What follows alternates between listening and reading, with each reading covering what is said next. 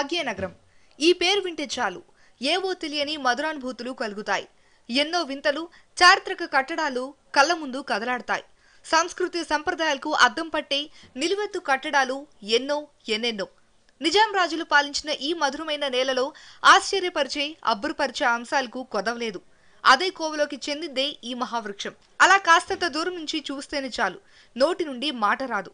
అద్భుతమైన సన్నివేశాన్ని చూసినప్పుడు కలిగే అనుభూతి మాటల్లో చెప్పలేనిది. సంభ్రమాశ్చర్యానికి గురికాకుండా ఉండలేం. అసలు అది వృక్షమా లేక రాతితో నిర్మించిన బలిష్టమైన కట్టడమా అనే సందేహం కలుగకమాందు.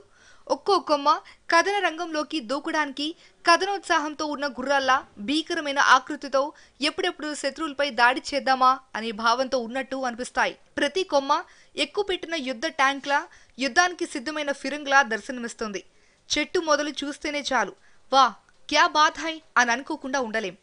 25 మీటర్ల చుట్టుకొలతతో విస్తరించి ఉన్న ఓ పెద్ద గుట్టలా కనిపిస్తోంది.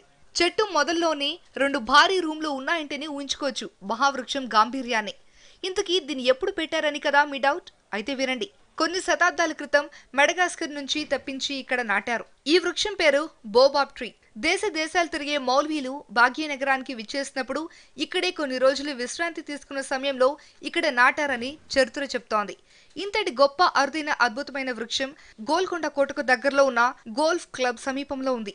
అరుదైన వృక్షాన్ని కాపాడాలనే ఉద్దేశంతో ప్రభుత్వం దీని సంరక్షణకు సెక్యూరిటీ గార్డులను నియమించి కంటికి రెపలా చూసుకుంటోంది. ఇంకెందుకు ఆలస్యం, మీరు వెళ్ళి ఓ లుక్కేయండి మరి.